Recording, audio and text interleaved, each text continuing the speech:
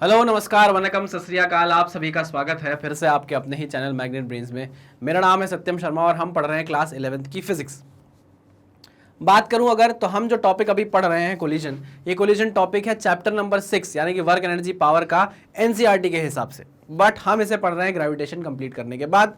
उसके बाद हमने सेंटर ऑफ मास को भी समझा और तब जाकर हमने कोलिजन को पढ़ा है। इसलिए मैं आपसे ये बोल रहा हूं कि हम यहां पर चैप्टर का नाम नहीं ले रहे हैं। हमको पहले कुछ टॉपिक हैं जो कवर करना जरूरी है, क्योंकि एनसीईआरटी में हो सकता है टॉपिक आपको 1 पेज का दिया हो, 1.5 पेज का दिया हो, 2 पेज का दिया हो, बट एक्चुअल में जब आपको इसकी जरूरत दिखती है, आप अंदर डेप्थ में उतरते हो तो आपको पता चलता है कि ये टॉपिक थोड़ा सा बड़ा है। इसलिए मैंने इस टॉपिक को वर्क एनर्जी पावर से निकाल कर अलग से रखा है ताकि हम अच्छे से डिस्कस कर पाएं किसको, कोलिजन्स को। ठीक है, चलिए भाई आज की क्लास को स्टार्ट करते हैं। लास्ट लेक्चर में हमने बहुत अच्छे केसेस देखे, कुछ स्पेशल केसेस देखे। हमने V1 V2 का फॉर्मूला निकाला इलास्टिक कोलिजन मानकर। हमने थोड़ा सा कोएफिशिएंट ऑफ रेस्टिट्यूशन भी समझा। ठीक है ना। आज का एक न्यूमेरिकल मैं आपके सामने लेकर आया हूं जो बहुत ईजी है, जो आपको शायद कोई दिक्कत ना दे, बट क्योंकि हमें न्यूमेरिकल करते रहना है, हमें आदत में रहना है, हमारे हाथ चलते रहने चाहिए, इसलिए एक बेसिक सा न्यूमेरिकल आपकी आंखों के सामने मैं लेकर आया हूं। चलिए क्वेश्चन पढ़ते हैं। 8 kg ball moving with the velocity of 4 metre per second. 8 kg ball बना देता हूं पहले तो मैं। दूसरी बॉल कितनी बड़ी है भाई, 2 kg, तो ये बना देता हूं 2 kg। ठीक है ना। इसके बाद इनका कोलिजन होगा। कोलिजन होने के बाद क्या होगा भैया, कोलिजन होने के बाद ये बड़ी वाली बॉल इधर, बड़ी वाली बॉल इधर, ये छोटी वाली बॉल इधर। ठीक है, चलिए अब इसको नाम दे देता हूँ, नामकरण कर देता हूँ इनका मैं। ये 8 kg बॉल, ये 2 kg बॉल, ये वापस 8 kg बॉल, ये वापस 2 kg बॉल। दिया क्या गया है कि 8 kg ball 4 metre per second से मूव करती है, यानी कि U1 आपको दे दिया है 4 मीटर पर सेकेंड। ठीक है, 2 kg वाली ball moving with the velocity of 8 metre per second in opposite direction. ठीक है, अपोजिट डायरेक्शन में ये 8 मीटर पर सेकेंड से आ रही है, तो एक दूसरे को कोलाइड करेंगी, हिट करेंगी ये। ठीक है, if the collision be perfectly elastic, आप देखो इलास्टिक दे दिया है आपको कोलिजन, ई की वैल्यू 1 दे दी है। What are the velocities of balls after the collision, बस खत्म बात। अरे बात ही खत्म है भाई। इसको बोल दो 1 होगी, ये V1 होगी, और इसको बोल दो कि ये V2 होगी। ठीक है, सिंपल, बहुत ही सिंपल, सॉर्टेड। अब देखो क्वेश्चन में जैसे ही आपको बोला कि कोलिजन क्या है, इलास्टिक है, आपके सामने इक्वेशन आ जानी चाहिए। कौन सी इक्वेशन? क्या पहली इक्वेशन में ये यूज कर सकता हूं? ध्यान दो, क्या मैं पहली ये इक्वेशन यूज कर सकता हूं? U1 minus U2 is equal to V2 minus V1। कर सकता हूं क्या? बिल्कुल कर सकते हो सर, आप ये इक्वेशन यूज कर सकते हो। ठीक है ना। बट दिक्कत क्या है सर, इसमें आपको U1 पता है, U2 पता है, V2 V1 नहीं पता है, 2 अननोन है आपके सामने, तो आपको एक इक्वेशन कोई और लानी पड़ेगी। तो मैंने कहा मैं बिल्कुल लेकर आऊंगा, मैं बिल्कुल लेकर आऊंगा। क्या लेकर आओगे आप? तो मैंने बोला कि मैं मोमेंटम कंजर्वेशन लेकर आऊंगा। क्या लेकर आऊंगा? मोमेंटम कंजर्वेशन लेकर आऊंगा, मोमेंटम कंजर्वेशन लेकर आऊंगा। तो उसने बोला ठीक है ले आओ, ठीक है ले आओ आप, कोई दिक्कत नहीं है, कोई परेशानी नहीं है। मैंने बोला क्या करें? तो मैंने बोला यार U1 की जगह पुट कर दो 8, माइनस U2 की जगह पुट कर दो क्या, -8 ना, सॉरी ये 4 है, 4 U1 है 4, ये है हमारी U2, बट ये अपोजिट डायरेक्शन में है तो माइनस माइनस हो जाएगा प्लस, तो हमारा V2 माइनस V1 कितना आ गया, V2 माइनस V1 आ गया कितना, 8 और 4 12। मुझे थोड़ा V2 माइनस V1 सही नहीं लग रहा, तो मैंने इसको V1 minus V1 plus V2 लिख दिया, माइनस V1 प्लस V2 लिख दिया। कोई दिक्कत, कोई परेशानी नहीं सर, कोई परेशानी नहीं है। इसको मैंने बोल दिया इक्वेशन नंबर 1, है ना। 1 को पहले रख दिया, 2 को बाद में रख दिया, कोई दिक्कत नहीं। मोमेंटम कंजर्वेशन लगाते हैं। M1 U1 plus M2 U2 is equals to M1 V1 plus M2 V2 plus M2 V2। ठीक है, बढ़िया। मास है 8 kg पहला, उसकी वेलोसिटी है 4। चलो तो ये हो गया 8 × 4 यानी कि 32, 8 चौको 32। ठीक है, ये कितना हो गया, 8 दूनी 16, बट माइनस में, अपोजिट डायरेक्शन में, 8 दूनी 16 माइनस में, is equals to M1 V1 plus M2 V2, 8 V1 plus 2 V2। सही है, इसकी डायरेक्शन में कुछ भी मान सकता था, मैंने पॉजिटिव डायरेक्शन मानी है। बाद में अगर कुछ उल्टा होगा तो अपने आप सही आ जाएगा इक्वेशन को सॉल्व करने पर। ठीक है ना, आप उसकी टेंशन मत लेना। दिस इज 16 दूनी 32, 32 माइनस 16 इज 16, तो कितना आ जाएगा 16, 16 is equals to 8 V1 plus 2 V2। ठीक है ना, ये हो गई हमारी इक्वेशन नंबर 2, ये हो गई हमारी इक्वेशन नंबर 1। आ जाओ, कोई प्रॉब्लम नहीं सर, कोई प्रॉब्लम नहीं। ठीक है, चलिए इक्वेशन लिख लेता हूं मैं, फिर इसको सॉल्व करेंगे। आइए minus V1 plus V2 is 12, minus V1 plus V2 is 12। अरे अरे अरे अरे अरे पेन क्यों नहीं चल रहे भैया। Minus V1 plus V2 is equals to 12, ये पहली इक्वेशन है। दूसरी क्या है, 16 is equals to 8V1 plus 2V2, 16 is equals to 8V1 plus 2V2 is equals to 16, ये आ रही है वैल्यू, ठीक है ना। किसी को एलिमिनेट कर दें, 2 से मल्टीप्लाई कर देते हैं इस इक्वेशन को, इस इक्वेशन को मल्टीप्लाई कर दो 2 से, तो ये क्या बन जाएगी, minus 2V1 plus 2V2 is equals to 24, ठीक है। अच्छा ये क्या हो जाएगा, 8V1 plus 2V2 is equals to 16, ठीक है। इससे इसको माइनस कर दें, इस इक्वेशन से इसको माइनस कर दें, तो minus 2V1 minus 8V1 is minus 10V1, minus 2 minus 8 minus 10V1, ये हो जाएगा प्लस 2V2 माइनस 2V2, तो ये हो जाएगा 0, ये हो जाएगा 24 माइनस 6 इज व्हाट, 8, 8 6 14, 24, ये हो जाएगा 8, ठीक है ना। 16 प्लस 8 इज 24। चलिए भाई कितना आ गया, कितना आ गया, कितना आ गया, कितना आ गया, V1 इज इक्वल्स टू 8/10, वो भी माइनस में, तो 2 4 ज़ा 8, 2 5 ज़ा 10 मीटर पर सेकेंड। तो V1 की वैल्यू कितनी आ गई, minus 4/5 metre per second, 4/5 metre per second. वाह, कोई दिक्कत, कोई परेशानी नहीं सर, कोई परेशानी नहीं। V1 आ गया है, V2 निकालना है, V1 आ गया है, V2 निकालना है, इसमें पुट कर दूं। चलिए माइनस V1 माइनस 4/5, V1 की वैल्यू माइनस 4/5 है, माइनस माइनस हो जाएगा plus, plus V2 is equals to 12, ठीक है ना। तो V2 की वैल्यू कितनी आ गई, 12 माइनस 4/5 इज 12 पंचे 60, 60 minus 4 divide by 5 is equals to, V2 की वैल्यू फाइनली आपके पास आ गई है कितनी, 60 माइनस 4 इज 56 है ना, 56/5 मीटर पर सेकेंड, ये पॉजिटिव में आई है। इसका मतलब क्या हुआ, इसका मतलब ये हुआ कि सर V1 जो है वो इस डायरेक्शन में ना होके, इस डायरेक्शन में ना होके यहाँ होगा, और इसकी वैल्यू कितनी होगी, माइनस 4/5 मीटर पर सेकेंड, और जो V2 होगा वो होगा सर 56/5 मीटर पर सेकेंड। ठीक, क्लियर, पक्का, बहुत इजी क्वेश्चन था, बिल्कुल सर, कोई भी दिक्कत आपको नहीं आनी चाहिए थी। अब अगर आप बुक्स में देखोगे, मैं आपको बता रहा हूं, अगर आप बुक्स में देखो तो इस क्वेश्चन को पता है कैसे सॉल्व किया गया है। पहले लगाया है मोमेंटम कंजर्वेशन, फिर बोला गया है कि इलास्टिक कोलिजन है तो initial kinetic energy is equals to final kinetic energy होगी, is equals to final kinetic energy होगी। तो दूसरी इक्वेशन बनाई गई है इनिशियल काइनेटिक एनर्जी को फाइनल काइनेटिक एनर्जी से इक्वेट करके, जो कि हमको करने की जरूरत नहीं, हम पहले ही कर चुके हैं और निकाल चुके हैं कि ये एक फॉर्मूला आता है और ये तो मोमेंटम कंजर्वेशन है ही। तो हमने 2 इक्वेशन यहीं से बना ली, फटाफट क्वेश्चन को सॉल्व कर लिया है। ठीक है, पक्का 100%, हाँ सर। तो चलिए करता हूं मैं इसको क्लियर, इसको नोट डाउन कर लीजिए, क्लियर करता हूं फिर आगे बढ़ेंगे। आ जाओ, इसको भी क्लियर कर देता हूं, लगे हाथ। चलिए,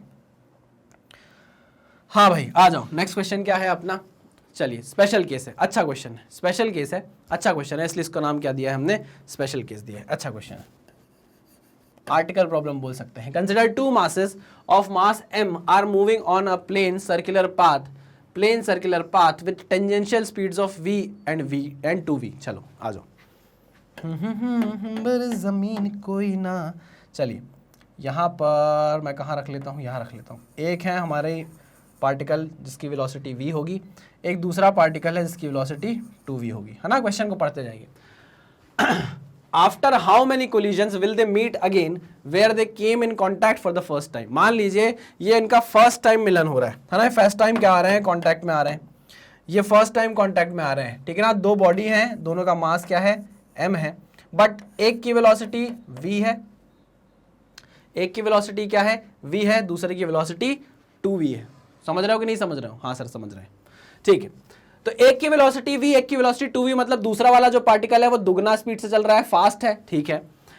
after how many collision will they meet again where they came in contact for the first time. अब आप देखो, ध्यान से सुनना, ये पार्टिकल और ये पार्टिकल, इसकी वेलोसिटी v होगी, ठीक है, क्या होगी, v वेलोसिटी होगी, और इसकी वेलोसिटी कितनी होगी, 2v होगी। जब ये ऐसे आ रहे होंगे, तभी तो कोलाइड करेंगे, हाँ कि ना। अगर अपोजिट जाएंगे तो यहाँ कहीं कोलाइड करेंगे, समझ रहे हो कि नहीं? मैंने ये माना एक पार्टिकल ऐसे चल के आ रहा है, एक पार्टिकल ऐसे चल के आ रहा है और पहली बार यहां पर मीट कर रहे हैं, ठीक है ना। तो मीट करने से पहले एक की वेलोसिटी नीचे की तरफ होगी, दूसरे की वेलोसिटी ऊपर की तरफ होगी, है ना। मैं इसको बोल देता हूं 1, मास m है, ऊपर वाले मास को बोलता हूं 1, नीचे वाले मास को बोलता हूं 2। नामकरण कर दो, इसको बोल रहा हूं 1, इसको बोल रहा हूं 2। तो फर्स्ट वाले मास की वेलोसिटी नीचे की तरफ है, सेकंड वाले मास की वेलोसिटी ऊपर की तरफ है। अंतर क्या है कि नीचे वाले मास की वेलोसिटी 2 गुनी है।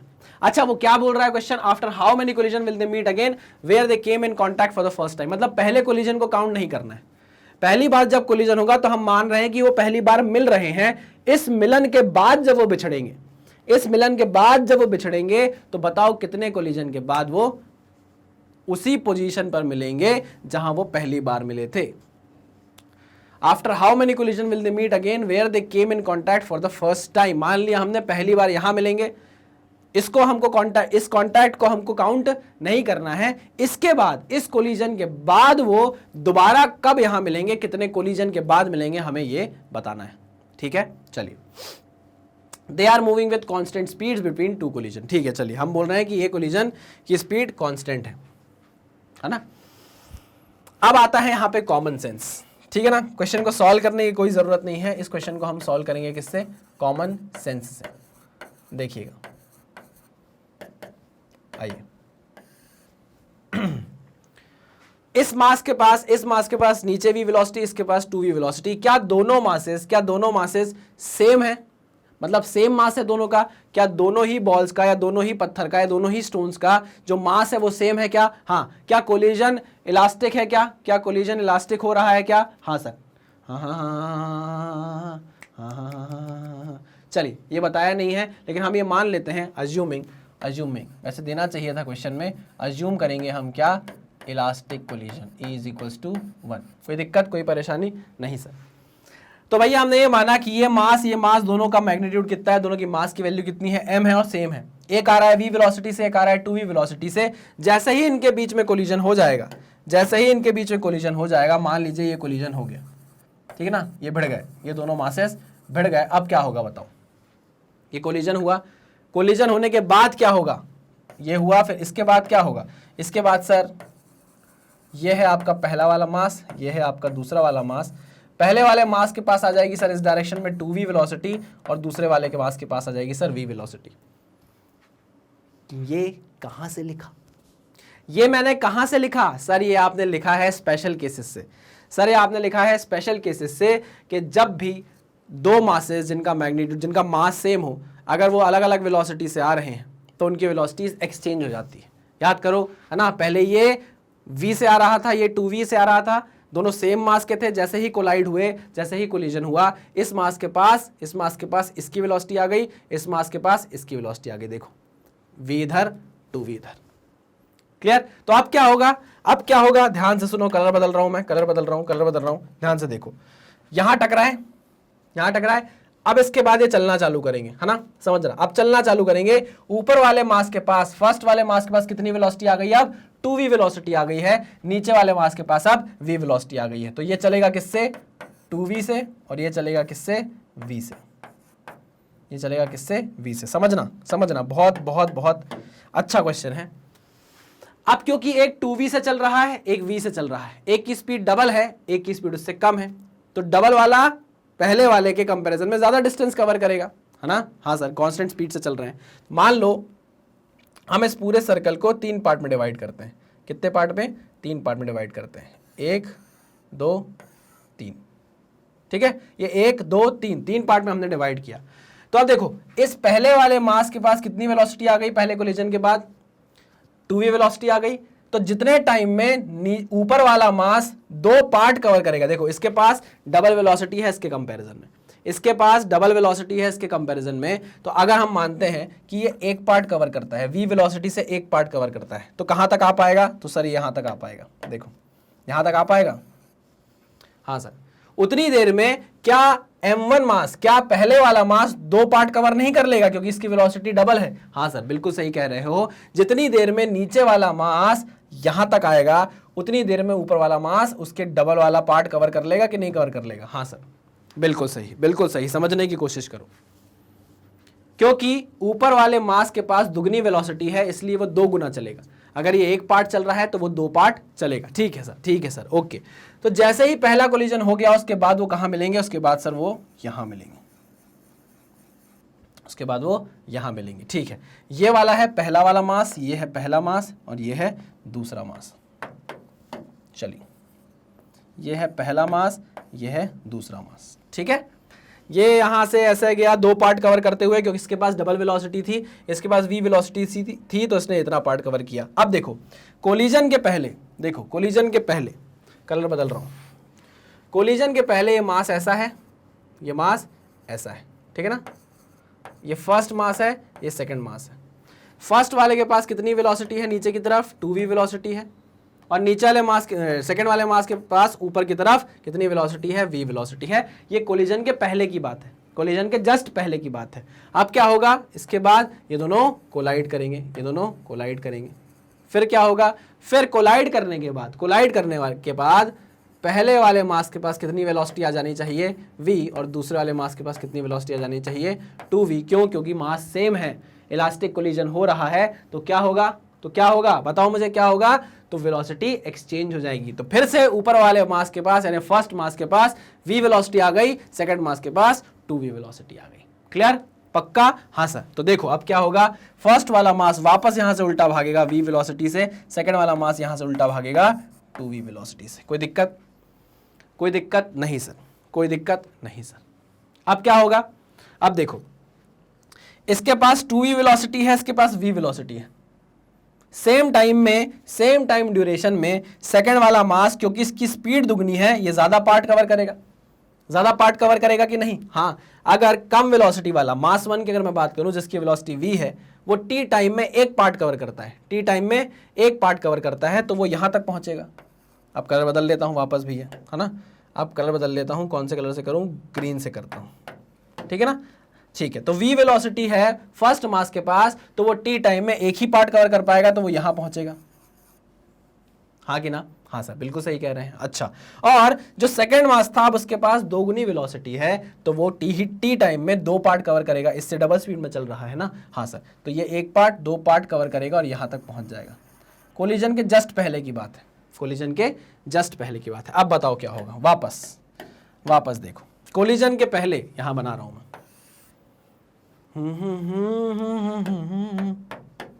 कोलिजन के जस्ट पहले, यहां कोलिजन के जस्ट पहले ये है हमारा सेकंड वाला मास, ये सेकंड वाला मास है, ये फर्स्ट वाला मास है। ठीक है ना। चलिए, कोलिजन के जस्ट पहले ऊपर से आ रहा है सेकंड वाला मास, नीचे से आ रहा है फर्स्ट वाला मास। ठीक है ना। ऊपर से जो सेकंड वाला मास आ रहा है, उसके पास कितनी वेलोसिटी है सर? उसके पास है 2v वेलोसिटी, और जो नीचे से फर्स्ट वाला मास आ रहा है, उसके पास है v वेलोसिटी। ठीक है, इनके बीच में क्या होगा भाई? फिर से कोलिजन होगा। ये हुआ फिर से कोलिजन। कोलिजन के जस्ट बाद क्या होगा? फिर से वेलोसिटी एक्सचेंज हो जाएगी। अब सेकंड वाले मास के पास ऊपर की तरफ v वेलोसिटी हो जाएगी, और पहले वाले मास के पास क्या हो जाएगी? नीचे की तरफ 2v वेलोसिटी हो जाएगी। आई बात समझ में? मतलब अब ये वापस इस डायरेक्शन में चलने लगेगा 2v वेलोसिटी से, और ये चलने लग जाएगा इस डायरेक्शन में v वेलोसिटी से। ठीक? पक्का? हाँ सर। पहले कोलिजन को अगर छोड़ दिया जाए तो कितने कोलिजन हो चुके हैं सर? एक ये हो चुका है, पहला ये, इसको छोड़ना है ना, तो पहला ये, और सर दूसरा ये, है ना। लेकिन क्या ये अभी तक उस पॉइंट पर पहुंच गए हैं क्या, जहां वो पहली बार मिले थे? नहीं। तो हमको तब तक ये करते रहना है जब तक ये अपनी पहली पोजीशन पर ना पहुंच जाए। चलो अब देखो, इस सेकंड वाले मास के पास v वेलोसिटी है, फर्स्ट वाले मास के पास 2v वेलोसिटी है। क्योंकि सेकंड वाले मास के पास कम वेलोसिटी है, तो t टाइम में मैं बोलूंगा कि वो एक ही पार्ट कवर करेगा, इतना ही पार्ट कवर करेगा, एक ही पार्ट कवर कर पाएगा। और फर्स्ट वाले मास के पास डबल वेलोसिटी है, तो वो एक पार्ट की जगह 2 पार्ट कवर करेगा। तो जैसे ही ये एक पार्ट करके यहां पहुंचा, ये 2 पार्ट करके यहां पहुंचा, तो आप देखिए ये अपनी इनिशियल पोजीशन में पहुंच गए, ये अपनी इनिशियल पोजीशन पर वापस पहुंच गए। तो वो पूछ रहा है after how many collision will they meet again. तो कितने कोलिजन के बाद वो मीट कर रहे हैं? जब वो पहली बार मिले थे उस कोलिजन को इंक्लूड नहीं करना है, जब वो फाइनली मिल रहे हैं उस कोलिजन को भी इंक्लूड नहीं करना है। वो पूछ रहे हैं कितने कोलिजन के बाद मिले। तो भैया पहला तो ये हुआ था कोलिजन, दूसरा ये हुआ था, तो 2 कोलिजन के बाद वो हमको मिल गए, 2 कोलिजन के बाद हमको वो मिल गए। हाँ कि ना? हाँ सर, हाँ सर। समझ में आया मैंने आपको क्या बताया? बहुत ही बेहतरीन क्वेश्चन था, इसको कुछ भी सॉल्व करने की जरूरत नहीं है, कॉमन सेंस का अगर आप थोड़ा सा यूज करोगे तो क्वेश्चन आपको सॉल्व होता हुआ दिखाई देगा। ठीक है, चलिए भाई इसको नोट डाउन करिए, फिर हम आगे बढ़ते हैं। चलिए भाई नेक्स्ट क्वेश्चन पर चलते हैं। नेक्स्ट क्वेश्चन क्या है हमारा? नेक्स्ट क्वेश्चन क्या है, आइए भाई नेक्स्ट क्वेश्चन और बेहतरीन क्वेश्चन एक और हमारी आंखों के सामने क्या बोल रहा है? Each one of the block shown in figure has mass 1 kg। भाई जैसा ऐसा बोलेगा वैसा वैसा समझेंगे। बहुत ही अच्छा क्वेश्चन है, कंसेप्ट पकड़ते हुए चलना, नहीं तो सब कुछ छूट जाएगा। दोनों ब्लॉक कितने केजी के हैं भाई? 1 kg के, ठीक है ना? Okay, the rear block move with speed of 2 metre per second. इसकी इनिशियल स्पीड है कितनी भाई? 2 मीटर पर सेकेंड, और 2 मीटर पर सेकेंड से दौड़ता हुआ वो 1 kg की तरफ आ रहा है, इस वाले मास की तरफ, ठीक है ना? और फ्रंट वाला ब्लॉक जो है उसकी वेलोसिटी कितनी है? वो रेस्ट पर है। वेलोसिटी कितनी है? 0 है, वो रेस्ट पर है, ठीक है ना? Spring attach to the front block is light. ये जो स्प्रिंग अटैच की गई है इसका कोई मास नहीं है, बहुत लाइट है ये, है ना? और इसका स्प्रिंग कांस्टेंट कितना है? K is equal to 50 newton per metre. ठीक, find the maximum compression of the spring. चलो, maximum compression of the spring कब होगी इसको जरा समझना जरूरी है हमें, और यही हमारा कंसेप्ट है इस क्वेश्चन का।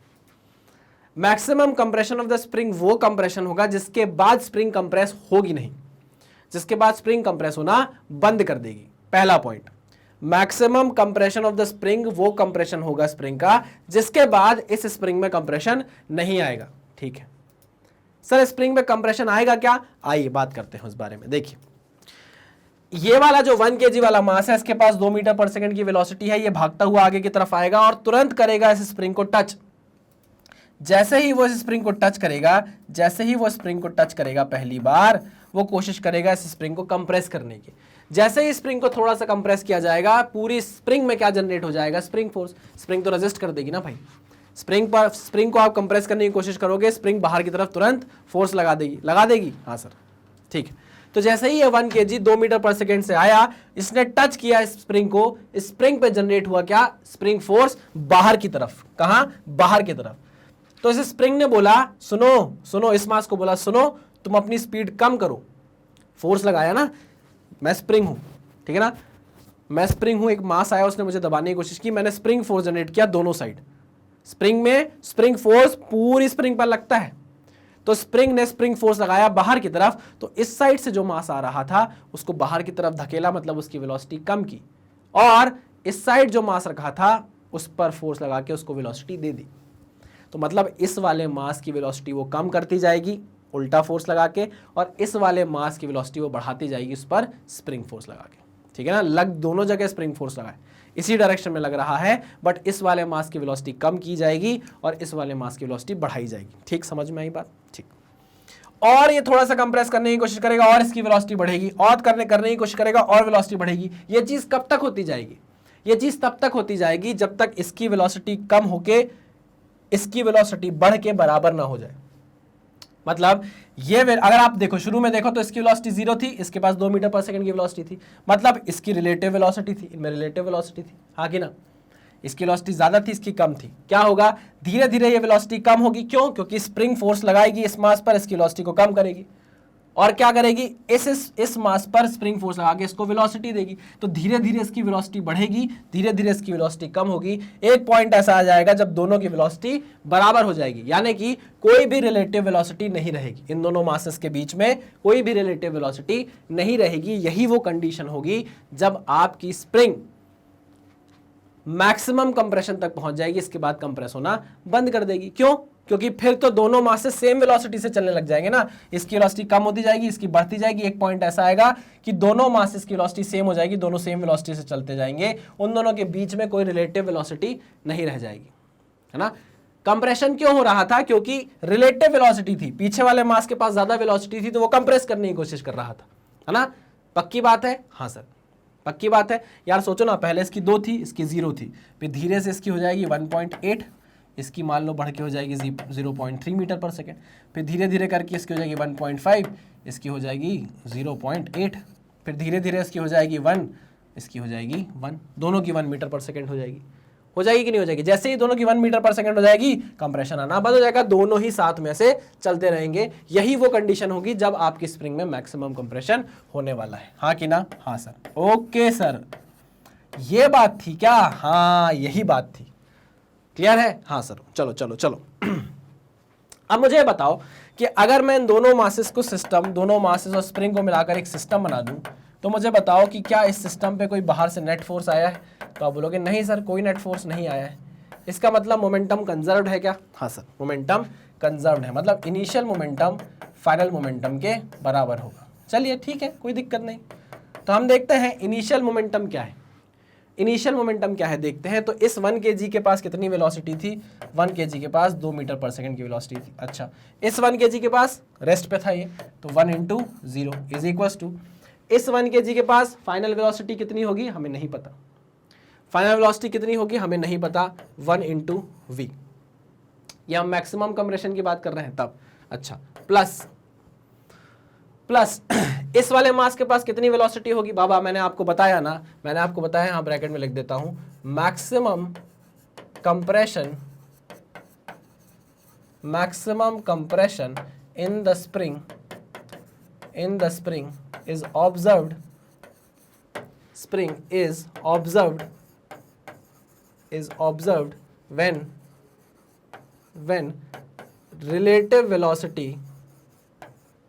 when relative velocity between the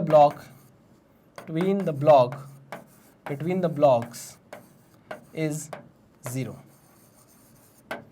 This implies velocity of block A, इसको बोल दो block A, इसको बोल दो block B. This implies velocity of block A is equals to velocity of block V is equals to V.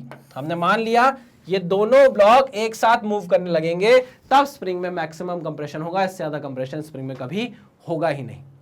ठीक है, क्योंकि अगर थोड़ा सा और होता था तो हमारा 1 kg वाला मास और तेजी से बढ़ने लगता था। क्यों? क्योंकि स्प्रिंग धक्का लगाती थी इस 1 kg वाले मास को आगे बढ़ाने के लिए, और इस पीछे वाले 1 kg मास को क्या करती थी? इसकी वेलोसिटी कम करती थी, इसको उल्टी डायरेक्शन में फोर्स लगा के धक्का देती थी। ठीक है, चलिए तो हम यहां पर क्या लिख रहे थे, सुनिए, 1 × 2 प्लस 1 × 0 इज इक्वल्स टू, अब देखो ये 1 kg मास, इसके पास v वेलोसिटी मानी हमने, दूसरा 1 kg ब्लॉक, इसके पास भी v वेलोसिटी मानी हमने, तो ये कितना हो गया? 2v हो गया। हाँ सर, 2v हो गया। चलिए तो कितनी आने लगी भाई velocity? 1 × 2 is 2 plus 0 is equals to 2v। ठीक है ना, ये कितना आ जाएगा भाई? v is equals to 1 metre per second, v is equals to 1 metre per second. इसका मतलब क्या हुआ बाबा? इसका मतलब क्या हुआ? इसका मतलब ये हुआ कि ये 2 मीटर पर सेकेंड से आ रहा था, ये कम, इसकी वेलोसिटी कम होती जाएगी क्योंकि इस पर फोर्स लगाती जाएगी स्प्रिंग। इसकी वेलोसिटी कितनी कम होगी? 2 से 1 मीटर पर सेकेंड आ जाएगी, और इसकी वेलोसिटी 0 से बढ़ के कितनी हो जाएगी? 1 मीटर पर सेकेंड हो जाएगी, है ना। ऐसा क्यों हुआ? क्योंकि दोनों मासेस क्या है? सेम है ना, इसलिए वेलोसिटी क्या हो गई भाई? आधी आधी हो गई। ठीक है, चलिए भाई, हमसे यही पूछा है क्या? नहीं, हमसे पूछा है maximum compression of the spring बताओ कितना है। चलिए हमने वेलोसिटी निकाल ली है, आइए हम maximum compression of the spring में निकाल लें। इसको आपने नोट डाउन कर लिया, मैं इसको मिटाने जा रहा हूं। आइए आप सिस्टम पर देखिए जो भी फोर्सेस लग रहे हैं क्या वो कंजर्वेटिव है क्या? हाँ सर, ये स्प्रिंग फोर्स लग रहा है कंजर्वेटिव है, कोई फ्रिक्शन एक्शन कुछ नहीं है ना। फ्रिक्शन होता तो नॉन कंजर्वेटिव हो जाता, लेकिन यहाँ लगने वाले फोर्सेस क्या है? कंजर्वेटिव फोर्सेस हैं। तो यहाँ पर मैकेनिकल एनर्जी क्या रहेगी? कंजर्व्ड रहेगी, है ना, by conservation of mechanical energy. हम लिख सकते हैं initial mechanical energy is equals to final mechanical energy. लिख सकते हैं कि नहीं? हाँ सर, इनिशियल मैकेनिकल एनर्जी कितनी है? देखिए, KI initial kinetic energy plus initial potential energy is equals to final kinetic energy plus final potential energy. ठीक है ना, यही होता है मैकेनिकल एनर्जी इनिशियल। अब मुझे बताओ इनिशियल काइनेटिक एनर्जी कितनी है? तो आप बोलोगे हाफ 1 × v², यानी कि 2 का स्क्वायर यानी कि 4, प्लस इनिशियल कोई पोटेंशियल एनर्जी है? नहीं sir, is equals to final कोई काइनेटिक एनर्जी है? हाँ सर, ये भी 1 मीटर पर सेकंड से चलेगा, ये भी 1 मीटर पर सेकंड से चलेगा, तो हाफ × 1 × 1 का स्क्वायर, इसको 2 टाइम्स कर दूं। ठीक है ना, चलिए 2 टाइम्स क्यों? क्योंकि ये भी वही होगी, हाफ mv², हाफ mv², तो 2 टाइम्स ऑफ हाफ mv² हो गया। ठीक है, अच्छा, क्या कोई फाइनल पोटेंशियल एनर्जी है? बिल्कुल है। जब आपने स्प्रिंग को कंप्रेस किया होगा, इससे ज्यादा कंप्रेस हो नहीं सकती ना। जब इन दोनों मासेस के बीच में कोई रिलेटिव वेलोसिटी नहीं है, तो मैंने बोला आपको मैक्सिमम कंप्रेशन मिलेगा। क्लियर है? तो हाँ, तो जब हमने फाइनल देखा तो फाइनली ये दोनों ब्लॉक काइनेटिक एनर्जी से चलेंगे, साथ ही साथ इनके बीच में स्प्रिंग में कुछ कंप्रेशन होगा, वो पोटेंशियल एनर्जी में चेंज हो जाएगा, है ना, वो पोटेंशियल एनर्जी बन के स्टोर हो जाएगा। पक्की बात है? हाँ सर। चलिए, तो पोटेंशियल एनर्जी कितनी हो गई? हाफ के एक्स स्क्वायर। के कितना है? 50 इंटू एक्स का स्क्वायर। पक्का? हाँ सर। चलिए आइए इसको सॉल्व करते हैं। 2/2 हो गया 1, 2/2 हो गया 1, ये कितना हो गया? 2 2 ज़ा 4, तो ये हो गया 2 इज इक्वल्स टू 1 का स्क्वायर 1 प्लस ये हो गया 25 प्लस 25 का स्क्वायर।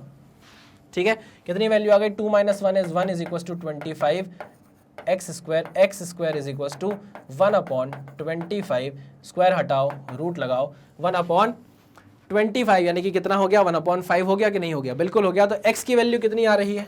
देखिए x की वैल्यू आ रही है 1/5 मीटर, यानी कि 0.2 मीटर। नहीं? हाँ सर। तो आ गया हमारा कंप्रेशन कितना? 0.2। ये है maximum compression of the spring. Clear है? पक्का? समझ में आया क्वेश्चन? बहुत ही बेहतरीन क्वेश्चन था, क्योंकि इसके पीछे ये मैक्सिमम कंप्रेशन, ये रिलेटिव वेलोसिटी का कंसेप्ट इन्वॉल्व था। ठीक है, चलिए भाई इसको नोट डाउन करिए, फिर हम आगे बढ़ते हैं। कर लिया? चलो चलिए भाई, है ना। तो इस लेक्चर में हमने न्यूमेरिकल सॉल्व किए, थोड़े न्यूमेरिकल्स जाने, कुछ अच्छे न्यूमेरिकल किए, कुछ बेसिक से भी न्यूमेरिकल किए। बाकी आप इनकी प्रैक्टिस करेंगे, बहुत आसान से क्वेश्चन आपको देखने को मिलते हैं। हम खत्म करते हैं इस लेक्चर को, मिलते हैं नेक्स्ट लेक्चर में कुछ नए क्वेश्चंस के साथ। ठीक है, तब तक सावधान रहिए, सतर्क रहिए, पढ़ते रहिए। Thank you.